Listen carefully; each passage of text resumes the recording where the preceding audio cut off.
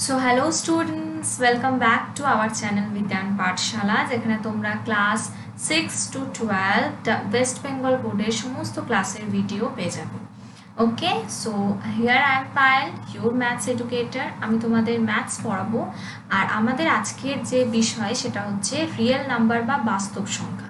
এর আগের ক্লাসে আমরা রিয়েল নাম্বার বা বাস্তব সংখ্যা, যেটা হচ্ছে তোমার ক্লাস 9 ম্যাথসের চ্যাপ্টার 1, তো সেখানে আমরা কিছু ইন্ট্রোডাকশন পোর্শন করেছিলাম, কিছুটা বাকি আছে, যে রেস্ট পোর্শন বাকি আছে তার কিছুটা অংশ আজকে আমরা এই ক্লাসে কমপ্লিট করব। দেন যদি কিছু বাকি থাকে দেন আমরা সেটা নেক্সট ক্লাসে করব। তো তোমাদের যদি এরকম ভিডিও আরও চাই বা তোমাদের যদি এই ভিডিওগুলো ভালো লাগছে দেন চ্যানেলটাকে কি অবশ্যই সাবস্ক্রাইব করো, ঠিক আছে? তো আমরা আগের ক্লাসে কি পড়েছিলাম একবার দেখে নিই। যেরকম স্বাভাবিক সংখ্যা কি, অখণ্ড সংখ্যা কি, মানে natural number, integer, whole number, rational number, irrational number. তোমাদের তো মনেই আছে যে কি কি এগুলো, যে স্বাভাবিক সংখ্যা যেটা কাউন্টিং নাম্বার, যে সংখ্যাগুলোকে আমরা গণনা করতে পারি। অখণ্ড সংখ্যা যদি আমরা সেই সংখ্যার সাথে শূন্য অ্যাড করে দিই তাহলে সেটা অখণ্ড সংখ্যা। পূর্ণ সংখ্যা বা ইন্টিজার দু রকমের হয়, একটা ধনাত্মক পূর্ণ সংখ্যা, একটা ঋণাত্মক পূর্ণ সংখ্যা, ঠিক আছে? মূলদ সংখ্যা যেটাকে লব বাই হর আকারে লিখতে পারি, অমূলদ সংখ্যা যেটার মানে পূর্ণ বর্গমূল হয় না, ঠিক আছে, বা সমতুল্য মূলদ সংখ্যা, ঠিক আছে? এগুলো আমরা দেখেছিলাম। কিছু স্টেটমেন্ট ছিল যেগুলো আমরা দেখেছিলাম। দেন হচ্ছে দুটো সংখ্যার মধ্যে মূলদ সংখ্যা কিভাবে সংখ্যা রেখাতে স্থাপন করব সেগুলো আমরা দেখেছিলাম। দেন নেক্সট হচ্ছে দুটো ভগ্নাংশ সংখ্যা বা মূলদ সংখ্যা দেওয়া আছে, তার মাঝে মূলদ সংখ্যা কিভাবে বের করতে হয় সেটা আমরা শিখেছিলাম। পিথাগোরাসের উপপাদ্য কি, সেই পিথাগোরাসের উপপাদ্য দিয়ে অমূলদ সংখ্যাকে সংখ্যা রেখায় কিভাবে স্থাপন করা যায় এগুলো দেখেছিলাম। ওকে, দেন আজকের যে ক্লাসে দেখো কিছু রুলস আছে, কিছু নিয়ম আছে, সেই রুলসগুলো প্রথমে আমরা দেখব, ঠিক আছে? মানে এই মূলদ সংখ্যা বা অমূলদ সংখ্যা রিলেটেড বা রিয়েল নাম্বারস রিলেটেড। প্রথমটা কি পড়ো, বলছে যদি এ আর বি যে কোনো দুটি বাস্তব সংখ্যা হয়, মানে রিয়েল নাম্বার হয়, তাহলে হয় এ লেস দেন বি বা বি লেস দেন এ বা এ ইকুয়ালস টু বি। এর যে কোনো একটা শর্ত অবশ্যই মানবে। মানে যদি ধরো সাপোজ এখানে ধরো এক্সাম্পলও দেওয়া আছে যে এ ধরো 1, মানে এ ধরো 1 আর বি যদি হয় 1.4, তাহলে এখানে কি হচ্ছে, এখানে এ লেস দেন বি হচ্ছে, তাহলে একটা শর্ত অবশ্যই মানছে। বা ধরো A is equals to 1, B is equals to তোমার হয়ে গেল 0.7, বা A is equals to 2, B is equals to 1.5। তো সেক্ষেত্রে এ লেস দেন বি এই শর্তটা মানছে, তাহলে যে কোনো একটা শর্ত অবশ্যই মানবে। বোঝা গেছে? নেক্সট দেখো 2 নম্বর রুলসে কি বলছে, A is equals to B, B is equals to যদি সি হয় A is equals to C হবে। সাপোজ যদি ধরো এ ইজ ইকুয়ালস টু, মানে আমি যদি বলি যে 2 ইজ ইকুয়ালস টু 4, ঠিক আছে? যদি 2 ইজ ইকুয়ালস টু 4 হয়, 4 ইজ ইকুয়ালস টু যদি 6 হয়, তাহলে 2 আর 4ও সমান হবে, কারণ 2 is equals two 4 is equals two 6, 2 is equals two 4 is equals two 6 আমরা লিখতে পারি, ঠিক আছে? আচ্ছা, নেক্সট যেটা বলছে যে যদি এ less than B, A less than B R be less than C হয়, মানে এ যদি ধরো বি এর থেকে ছোট, বি আবার সি এর থেকে ছোট। যেরকম দেখো উদাহরণটা দেখো, 3 যদি 5-এর থেকে ছোট হয় আর 5 যদি 11 থেকে ছোট হয়, তাহলে ডেফিনেটলি আমরা বলতে পারি যে 3 লেস দেন 11 বলতে পারি, যেখানে এ বি সি তিনটেই হচ্ছে বাস্তব সংখ্যা। বোঝা গেছে? আচ্ছা, এবারে তাহলে নেক্সট দেখো টপিকে কি বলছে। নেক্সট রুলস যেটা বলছে সেটা হচ্ছে যে যদি এ ইজ ইকুয়ালস টু বি হয়, তাহলে এর সাথে আমি যত যোগ করব সেটা আমি বি এর সাথেও যোগ করব, ঠিক আছে? কেন যোগ করব তুমি দেখো, যদি আমি এদিকে লিখি ধরো 2 ইজ ইকুয়ালস টু 4 আছে, ঠিক আছে? তাহলে আমি যদি 2 এর সাথে 3 যোগ করি আর 4-এর সাথেও যদি আমি 3 যোগ করি, তাহলে কত হয়? 5 হয় আর 7 হয়। সেটা তো আলাদা ব্যাপার যে যোগ করলে কত হচ্ছে, কিন্তু আমি একই সংখ্যা কেন দুদিকে যোগ করছি, কারণ এটা ক্যান্সেল আউট হয়ে যায়, কাটাকাটি করে যে সংখ্যাটা প্রথমে থাকে আমরা সেটাই পাই, তাই তো? তাহলে সেজন্য বলা হচ্ছে যে এ ইজ ইকুয়ালস টু যদি বি হয়, তাহলে এর সাথে আমরা যদি সি যোগ করি, বি এর সাথেও আমরা সি যোগ করি, ঠিক আছে? সেম একই জিনিস, এ লেস দেন যদি বি হয় তাহলে এর সাথে সি যোগ করলে less than B plus C হবে। মানে ধরো 3 5-এর থেকে ছোট, ঠিক আছে। এবার আমি 3-এর সাথে যেটা যোগ করব, যে সংখ্যায় যোগ করি না কেন, ধরো 7 যোগ করলাম, ঠিক আছে, যে সংখ্যায় যোগ করি না কেন আমাকে ডান দিকেও একই সংখ্যা যোগ করতে হবে। আর ওই একই সংখ্যা যোগ করার ফলে কিন্তু রেজাল্ট কিন্তু একই থাকবে, মানে 3 কিন্তু 5-এর থেকে ছোটই হবে, কারণ এটা হয়ে যাচ্ছে 10 আর এটা হয়ে যাচ্ছে 12। বোঝা গেছে? আচ্ছা, সো এটা হচ্ছে তোমার 10 লেস দেন 12, ঠিক আছে।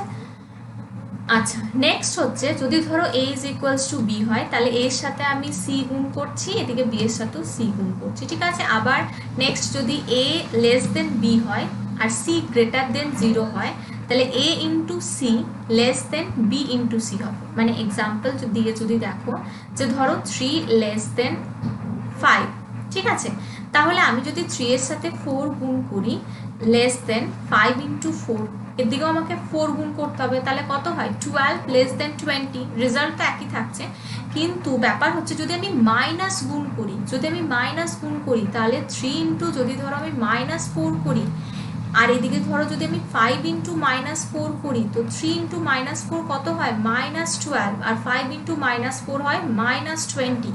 কিন্তু তাহলে সেক্ষেত্রে কি হয়ে যায়, -12 কিন্তু বড় হয়ে যায় -20 থেকে।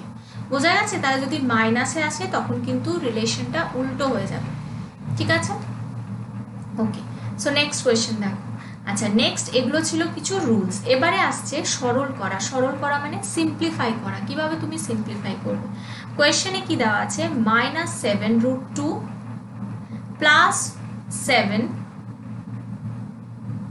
-7√2, দেন তোমার হচ্ছে প্লাস 7 ইন্টু √3 প্লাস √2। সরল করবে কিভাবে বলে দিচ্ছি, দেখো। সো এটাকে যেরকম আছে সেরকম রাখো, -7√2। এবারে এটাকে তোমাকে গুণ করতে হবে। প্রথমে 7কে, মানে ধরো যদি a into B plus C থাকে, তুমি কিভাবে করো, a কে প্রথমে b এর সাথে গুণ করো, দেন a কে প্লাস c এর সাথে গুণ করো, দিয়ে হয়ে যায় ab প্লাস ec, এভাবে হয়তো। তাহলে এখানে আমরা কি করব, প্লাস 7√3 অ্যান্ড দেন প্লাস 7√2। এবারে দেখো 7√2 -7√2 একই সংখ্যা, প্লাস মাইনাসে আছে, তাহলে সেটা কাটাকাটি হয়ে যাবে, ক্যান্সেল আউট হয়ে যাবে। আনসার তোমার কি হয়ে যাবে, 7√3, এটা হয়ে যাবে তোমার আনসার। ওকে, দেখো এবারে নেক্সট কি আছে দেখি। নেক্সট তোমার আছে দশমিক সংখ্যা। এবারে দশমিক সংখ্যায় দু ধরনের দশমিক সংখ্যা আছে, একটা হচ্ছে সসীম দশমিক সংখ্যা, একটা হচ্ছে আবৃত দশমিক সংখ্যা। সসীম আর অসীম কথাটার অর্থ জানো? সসীম মানে হচ্ছে যেটা শেষ হয়ে যায়, যেটা শেষ আছে, আর অসীম মানে হচ্ছে যেটার কোনো শেষ নেই, যেটা একদম কন্টিনিউ চলতেই থাকছে, সেটা হচ্ছে অসীম দশমিক সংখ্যা, ঠিক আছে। তাহলে সসীম দশমিক সংখ্যা, ধরো আমি একটা লিখলাম 5/2, এটাকে ভাগ করো দেখি কত হয়। 2 2 4, 1.0 and 2 5s are 10। ওকে, তাহলে এটা হয়ে যাচ্ছে 2.5, মানে এটা শেষ হয়ে যাচ্ছে, 2.5এই শেষ হয়ে যাচ্ছে, এর ভাগ শেষ 0 হয়ে যাচ্ছে, আর ভাগফল একটা আমার দশমিক সংখ্যা বেরোচ্ছে, ঠিক আছে। দেন ধরো আমি একটা লিখলাম 2/5, যদি উল্টোটা লিখি তাহলে 0.0420, 5 4 20, তাহলে আনসার হয়ে যাচ্ছে 0.4। ওকে, তাহলে এখানে কি দেখা যাচ্ছে, তাহলে এই ধরনের যে সংখ্যাগুলো, এগুলো হচ্ছে সসীম দশমিক সংখ্যা, যেটার ভাগশেষ 0 আর ভাগফলও একটা দশমিক সংখ্যা বেরোচ্ছে, ভাগফল একটা দশমিক সংখ্যা বেরোচ্ছে তো, আর ভাগশেষও 0 বেরোচ্ছে, ঠিক আছে। এগুলো হচ্ছে সসীম দশমিক সংখ্যা। আরেকটা জিনিস মনে রাখবে অবশ্যই, সসীম দশমিক সংখ্যা সবসময় হরের উৎপাদক যদি 2, 5 বা 2 বা 5-এর কোনো উৎপাদক থাকে, কোনো ফ্যাক্টর থাকে বা কোনো উৎপাদক থাকে 2 বা 5-এর, তাহলে সেক্ষেত্রে সবসময় কিন্তু ভাগশেষ তোমার একটা দশমিক, ভাগশেষ তোমার 0 বেরোয়, আর ভাগফল একটা দশমিক সংখ্যা বেরোয়। কিন্তু এখানে ধরো যদি আমি একটা এরকম উদাহরণ দিই, ধরো যদি আমি এখানে একটা লিখি 10/3, এটাকে যদি আমি তোমাকে ভাগ করতে বলি, কি করবে, 339, 1 হলো, দেন 0.0, 339, again 1 0, 339, 1 0, এটা হয়েই যাচ্ছে কন্টিনিউ, এটা কন্টিনিউ চলেই যাবে, এটার কোনো শেষ নেই, এটার ভাগফল যেটা এটা কন্টিনিউ চলে যাবে, 3.33333 এইভাবে চলেই যাবে। আর এখানে যে ভাগশেষটা আসছে, ভাগশেষও 0 আসবে না কখনো, ভাগশেষ এরকম আসতেই থাকবে, 10, তুমি আবার ভাগ করবে। তাহলে এই যে সংখ্যাগুলো না, এগুলো হয়ে যাচ্ছে আবৃত দশমিক সংখ্যা। আর যেটার একটা এই সসীম দশমিক সংখ্যা হচ্ছে তোমার ভাগশেষ। সসীম দশমিক সংখ্যা হচ্ছে ভাগশেষ হবে একটা, সরি ভাগশেষ হচ্ছে তোমার 0 প্লাস ভাগফল একটা দশমিক সংখ্যা। ভাগফল হচ্ছে দশমিক সংখ্যা, সেটা হচ্ছে সসীম দশমিক সংখ্যা। কিন্তু আবৃত দশমিকে সেটা হয় না, আবৃত দশমিকে ভাগশেষ কখনো 0 আসে না, আর ভাগফলও তোমার একটা কমপ্লিট দশমিক নাম্বারে তুমি পাবে না, ওটা কন্টিনিউ হতেই থাকবে। ঠিক আছে, তাহলে এটা হচ্ছে সসীম দশমিক সংখ্যা অ্যান্ড আবৃত দশমিক সংখ্যা। নেক্সট দেখো কি বলছে, প্রত্যেকটা সসীম দশমিক সংখ্যার প্রত্যেকটা আবৃত দশমিক সংখ্যাই কি মূলদ সংখ্যা? তাহলে দেখি। আচ্ছা, এই কোয়েশ্চেনটা বলার আগে আরেকটা জিনিস বলে দিই তোমাদের, যেটা হচ্ছে ধরো 5-এর 11 তুমি নিলে, ঠিক আছে, 5-এর 11, এটাকে আমি তোমাকে ভাগ করতে বললাম।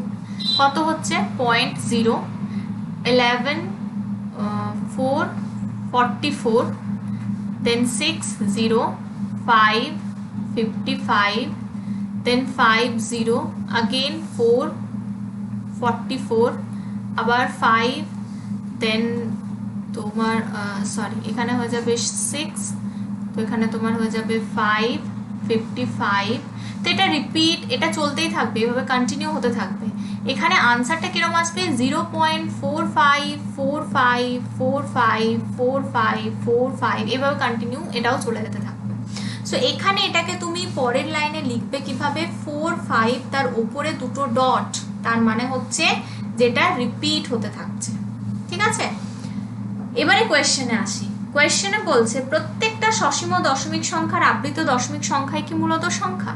এখানে আমি দুটো উদাহরণ নিচ্ছি, একটা হচ্ছে 5.875 আর একটা হচ্ছে 2.6 তার উপরে ডট। ঠিক আছে, তাহলে এই 5.875টা দেখেই বোঝা যাচ্ছে যে এটা একটা সসীম দশমিক সংখ্যা, তাই তো?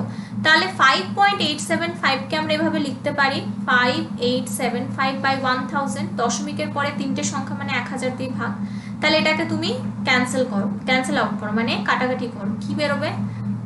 এটাকে 5 দিয়ে যদি করো, 5 2 10, 0 0, 5 1 5, 5 1 5, 35, 5 5 25, আবার 5 4 20, 0, 5 2 10, 5 3 15, 5 5 25, अगेन 5 8 40, 5 4 20, 5 7 35, 47/8, 47-এর 8 বেরোচ্ছে।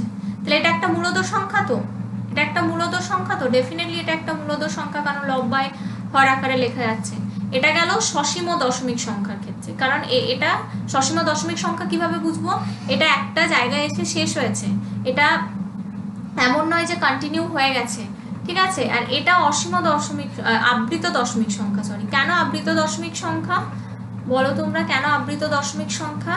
না, এটা হচ্ছে তোমার 2.6 ওপরের ডট, তার মানেটা কি 2.6666 এইভাবে কন্টিনিউ হতে থেকেছে এটা। ঠিক আছে, 2.66, এটার কোনো শেষ নেই, এটার ভাগশেষও 0 নয়, এইভাবে কন্টিনিউ হতে থেকেছে। এবারে একটা জিনিস মনে রাখবে, এই 6-এর ওপরে একটা ডট মানে এটাকে আমরা লিখতে পারি 2 + 6/9। যদি দুটো সংখ্যা থাকতো তার উপরে দুটো ডট, লাইক এর আগের যেটা বেরোলো না আনসার, যে 0.45 উপরে দুটো ডট, এটাকে আমরা লিখতাম 45/99। বোঝা গেছে? তাহলে এটাকে আমরা এভাবে লিখব। তাহলে যোগ করলে কত হয়, 3 2 6, 3 3 9, তাহলে 2 + 2/3, 3 2 6, 6 2 8/3, তাহলে এটা বেরোচ্ছে 8-এর 3, which is also a rational number, এটাও একটা মূলদ সংখ্যা, তাই তো? তাহলে আমরা যেটা এখানে কোয়েশ্চেনে লিখেছিলাম যে প্রত্যেকটা সসীম দশমিক সংখ্যা আবৃত দশমিক সংখ্যাই কি মূলদ সংখ্যা, হ্যাঁ সেটাই বেরোচ্ছে এখানে। আচ্ছা, এবারে তুমি দেখো, এবারে নেক্সট কি আছে দেখো, মূলদ সংখ্যাকে দশমিকে বিস্তার করলে কি পাবো দেখেছি, কিন্তু অমূলদ সংখ্যাকে দশমিকে বিস্তার করলে কি পাবো?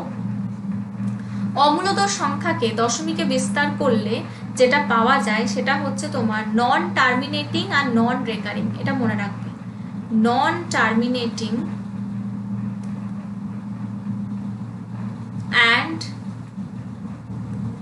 নন রেকারিং। ঠিক আছে, মানে কি টার্মিনেট মানে কি শেষ হয় না, যেটার কোনো শেষ নেই, টার্মিনেট হচ্ছে না। আর রেকারিং মানে যেটা তোমার রিপিট হচ্ছে না।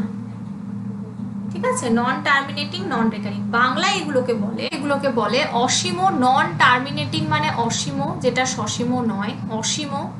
ঠিক আছে, কন্টিনিউ যেটা হতেই থাকবে। আর নন রেকারিং মানে অনাবৃত। আবৃত মানে কি রিপিট হয় একটা জায়গায় এসে, তাই না? যেমন আগের একটা অঙ্কতে দেখলাম না 0.454545 রিপিট হচ্ছে, তো সেটা তোমার আবৃত দশমিক সংখ্যা ছিল। অনাবৃত মানে রিপিট হবে না। ঠিক আছে, অনাবৃত মানে নন রেকারিং, রেকারিং মানে রিপিট হওয়া, তো নন রেকারিং মানে কি হয়ে যাবে রিপিট, যেটা হবে না, অনাবৃত। ঠিক আছে, তাহলে অমূলদ সংখ্যা সবসময় এই দুটো প্রপার্টিজ ক্যারি করে, মনে রাখবে, নন টার্মিনেটিং নন রেকারিং, অসীম আর অনাবৃত। আমি যদি একটা উদাহরণ দিই 0.01 001 0001 00001 and so on, তাহলে এটা অসীম, তো এটা তো শেষ হচ্ছে না, সেজন্য এটা অসীম। আর অনাবৃত মানে রিপিট হচ্ছে না। ধরো যদি আমি এখানে লিখতাম যে 0.01010101, যেটাকে আমরা এভাবেও লিখতে পারি 0.01 আর উপরে দুটো ডট, এভাবেও লিখতে পারি, তো এটা কিন্তু তোমার অমূলদ সংখ্যা হবে না। এটা তোমার অমূলদ সংখ্যা হবে না। অমূলদ সংখ্যা হচ্ছে এটা, যেখানে এটা তোমার অসীম, তার সাথে হচ্ছে অনাবৃত, মানে এখানে রিপিট হচ্ছে না। 01 প্রথমটা, তারপরটা 001, নেক্সটটা আবার 0001, তাহলে এটা রিপিট হচ্ছে না, এটা হয়ে যাচ্ছে অনাবৃত। তাহলে অমূলদ সংখ্যাকে সবসময় মনে রাখবে, মূলদ সংখ্যাকে দশমিকে বিস্তার করলে আমরা কি পাবো দেখলাম, অমূলদ সংখ্যাকে দশমিকে বিস্তার করলে সবসময় দুটো জিনিস পাওয়া যায়, একটা অসীম একটা অনাবৃত, মানে নন টার্মিনেটিং যেটা শেষ নেই, আর নন রেকারিং যেটা হচ্ছে রিপিট হচ্ছে না। ঠিক আছে, তাহলে এটা হচ্ছে তোমার কি পাওয়া যাবে। নেক্সট হচ্ছে 1-এর 3 আর 2-এর 3-এর মধ্যে সংখ্যা রেখায় আছে এমন একটি অমূলদ সংখ্যা লিখি। একটা জিনিস দেখো, 1-এর 3 আর 2-এর 3-এর মধ্যে আমরা যে অমূলদ সংখ্যাটা পাবো, সেটা কি হবে, সেটা তোমার হবে অসীম প্লাস সেটা হয়ে যাবে তোমার অনাবৃত্ত, তাই তো, মানে নন টার্মিনেটিং আর নন রেকারিং, এটা বোঝা গেছে। এবারে আমরা সেটাকে বের করব কিভাবে। 1-এর 3কে ভাগ করো 0.0, 3 3 যা 9, 1 0, 3 3 যা 9, এটা কিন্তু রিপিট হতেই থাকবে, 3 3 যা 9। ওকে, তাহলে এটাকে আমরা কি লিখতে পারি 0.3 ওপরে ডট পারি লিখতে। আচ্ছা, 2/3টা দেখো কি হবে, 0.0, 3 6 18, 20, 3 6 18, 20, 3 6 18, এটাও রিপিট হতে থাকবে। তাহলে এখানে আমরা এটাকে কি লিখতে পারি 0.6 উপরে হচ্ছে ডট। ঠিক আছে, তার মানে বেসিক্যালি আমার কোয়েশ্চেনে কি বলছে, আমার কোয়েশ্চেনে বলছে যে 1-এর 3 মানে 0.3 ডট, আর 2-এর 3 মানে 0.6 ডট, এইগুলোর মাঝে আমাকে বের করতে হবে অমূলদ সংখ্যা। আর অমূলদ সংখ্যা আমরা জানি কি হয়, অমূলদ সংখ্যা হচ্ছে 1 অসীম আর 2 হচ্ছে অনাবৃত্ত। ঠিক আছে, অসীম মানে হচ্ছে নন টার্মিনেটিং, অনাবৃত্ত মানে নন রেকারিং। তাহলে আমরা যদি এরকম একটা উদাহরণ নিই 0.4, আমরা যদি তাহলে এরকম একটা উদাহরণ নিই যে 0.5505500 বা এরকম চলে যাচ্ছে, বা ধরো 0.450450045000। ঠিক আছে, এটা কি রিপিট হচ্ছে না, 450 আবার 4500 আবার 45000, বা প্রথমেরটা দেখো 550 5500 55000, তাহলে এটা কি রিপিট হচ্ছে না।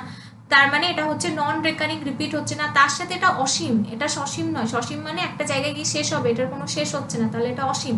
তাহলে 1-এর 3 আর 2-এর 3-এর মধ্যে অমূলদ সংখ্যা আমরা কিভাবে বের করব, প্রথমে ওটাকে দশমিকে আনবো, ঠিক আছে। আনার পর অমূলত সংখ্যার প্রপার্টিটা মনে করব কি, অসীম প্লাস অনাবৃত্ত, সেই হিসেবে আমরা বের করব। বোঝা গেছে?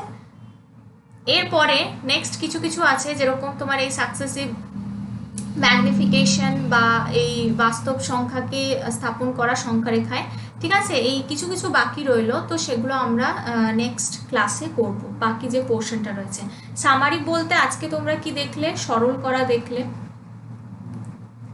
ঠিক আছে, কিভাবে সরল করা হয়।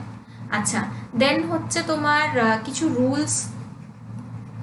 রুলস যেটা হচ্ছে real number, rules of real numbers, ঠিক আছে। দেন তোমার দেখলে দশমিক সংখ্যা। এবার দশমিক সংখ্যার মধ্যে সসীম আর একটা হচ্ছে আবৃত, ঠিক আছে। আচ্ছা, তারপরে হচ্ছে অমূলত সংখ্যার কি দেখলাম, প্রপার্টি মানে ধর্ম। কি প্রপার্টি বললাম, অসীম তার সাথে হচ্ছে অনাবৃত্ত, তাই তো। আচ্ছা, দুটো সংখ্যার মধ্যে অমূলত সংখ্যা কিভাবে বের করতে হবে সেটাও একটা শিখলাম। তো এগুলো হচ্ছে আজকের ক্লাসের সামারি। আজকে আমরা এই জিনিসগুলো দেখলাম। এবারে তোমাদের আমার বলার বক্তব্য এটা যে তোমরা এই যে থিওরি পোর্শনগুলো একটু একটু করে শিখছো, সেগুলো তোমরা বই দেখে, বইয়ে প্রচুর উদাহরণ আছে, তোমরা, আমি যতটা পারছি কভার করছি, বাকি তোমরা সেই উদাহরণগুলো দেখে তোমরা নিজে বাড়িতে প্র্যাকটিস করতে থাকো। কারণ এগুলো যত প্র্যাকটিস করবে তোমাদের কনসেপ্ট তত ক্লিয়ার হবে, তত ভালো করে এক্সারসাইজ করতে পারবে, এক্সামও তত ভালো করে আসতে পারবে, ঠিক আছে। তো তোমাদের কিছু যদি ডাউট থাকে, কিছু কোয়ারিজ থাকে, কিছু কোয়েশ্চেন থাকে, তো তোমরা কমেন্ট সেকশনে গিয়ে বলতে পারো। আর তোমাদের ভিডিও ভালো লেগে থাকলে লাইক, শেয়ার, কমেন্ট অবশ্যই করো, ঠিক আছে। আমাদের টেলিগ্রাম চ্যানেলের লিঙ্ক যেটা ডেসক্রিপশন বক্সে দেওয়া আছে, তো তোমরা গিয়ে জয়েন করতে পারো। Okay, so keep learning with Bidhan Pathshala, and thank you so much.